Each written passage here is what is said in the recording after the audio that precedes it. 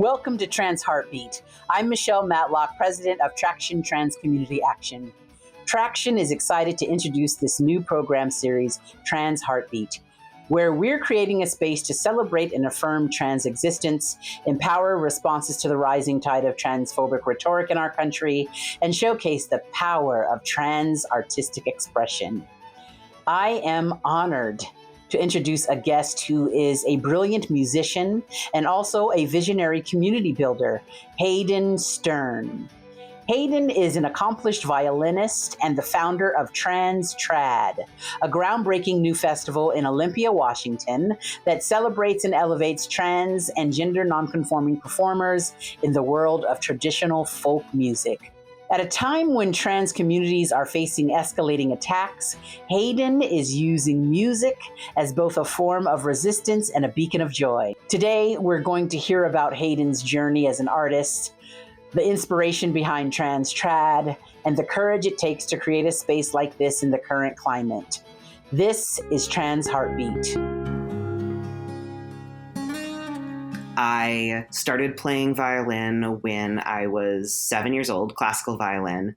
I'd begged my mom to let me play for a few years, and I think she finally decided it would be less annoying to have a beginner violinist in the house than to hear me asking her again. And I was a pretty shy kid. And my mom heard about a day camp for kids in the Santa Cruz Mountains run by a nonprofit called Community Music School of Santa Cruz. It was a Celtic music kids day camp for all different instruments. She sent me there, and the organizing principle of my life from that moment on was Scottish fiddle. And it's sort of strange. People are like, why that? What? And I'm like, I'm not in charge. Like this just happened to me.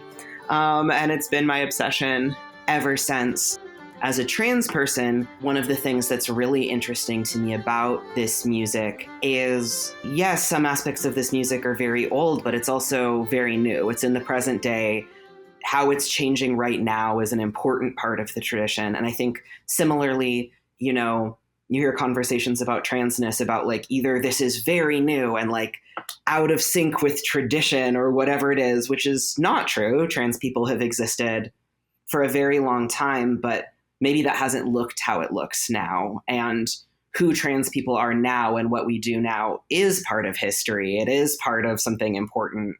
And so I sort of like these sort of parallel ideas of, tradition isn't some sort of like conservative ideal of what used to happen and adhering to that. It's this like thing that we evolve and like co-create in communities of practice together.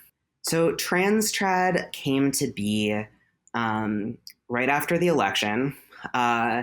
Myself and my co-organizer, the amazing musician and songwriter Alex Sturbaum, were sitting in my living room feeling pretty depressed and pretty despairing in that moment. And we were talking about it, and I said to them, what can we possibly do to improve anything from here? We're just folk musicians, we didn't train into something super useful in this moment. And then we looked at each other for a second longer. We're like, well, should we do a music festival? It seems kind of silly to do a music festival, but that has to be better than not doing anything. If we all just do whatever we can, even if it feels like it's not enough or it feels frivolous, then we have a bunch of somethings that are being done in response to this really dark political moment.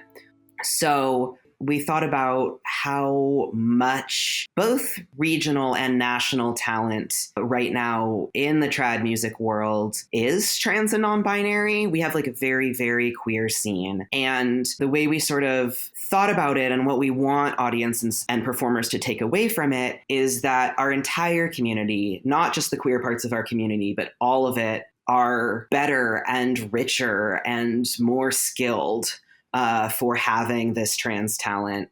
And that as this close-knit community, it's our duty to protect and uplift and give opportunity to those in our community who are more at risk politically right now.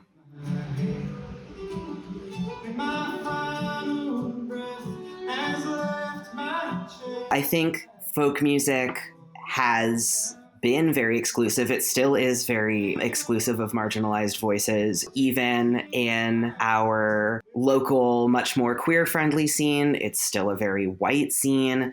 I think there are a lot of sort of problems of what gets considered tradition, what is like actually considered a kind of music that gets to sort of count in traditional folk, and who the people are who are sort of worthy figureheads of that.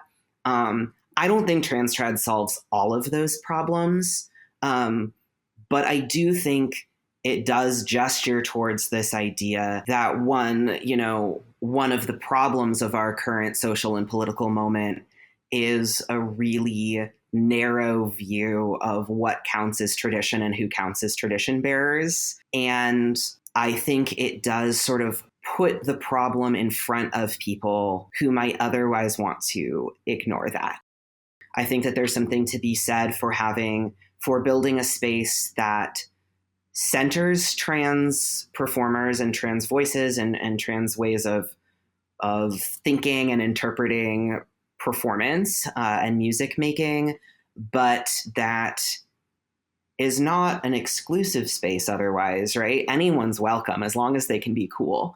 And I think there's a way that music can invite people to come into a space and maybe be a little more normal than they would otherwise be, because they want to get to hang with whoever they perceive as cool in that moment. I'm not above leveraging the power of coolness in that way, I think that can be really useful. I think transness in itself is an act of saying, like, nothing is immutable. People can change. People can change in really dramatic ways in order to embody their best selves and to live their best lives. And if an individual can change the fact of their body, it's a small thing to change the fact of who a tradition includes, or what it means to sing a certain song, or how we treat each other in this community. So I think that there's this nice reminder of the sort of fluidity and like openness of human experience when we're all given the freedom to have it. Me and Alex are going to run a workshop for trans artists on booking and getting gigs, and sort of trying to decode some of the hidden curriculum that happens in the music industry. Like, how do you book a gig? How do you record an album? All of these things that feel like they happen to other people by magic are the result of a lot of deliberate steps anyone as an artist can take to build both talent and administrative skills. Becoming the kind of acts we can then book next year at the festival, or that we can recommend to other folks. It feels really inspiring to see how much great trans music is happening in the Pacific Northwest right now. I think that that's a really beautiful thing. I found my way into doing traditional music professionally in large part because of the generosity and openness of spirit of musicians and organizers like Alex, who saw someone who, maybe wouldn't have seen themselves on stage and thought, let's invite you in, let's welcome you, let me help you get the skills that you need to thrive. And it's felt like an honor to then get to do the same thing for sort of the next sort of cohort of up and coming musicians. And I think that's a lot of the spirit that trans trad is in, is we owe so much to the people who saw us and really encouraged us and let us know that we were actually welcome in this scene, and that we would be treated well. We owe so much to the people who fought for things like gender neutral role terms in contra dancing, these things that just this shift towards a more explicitly queer friendly culture in traditional music and dance I would be amiss if I talked about trans trad without honoring that we are not doing this in a vacuum. We're preceded by a lot of other folks doing really great, similar work.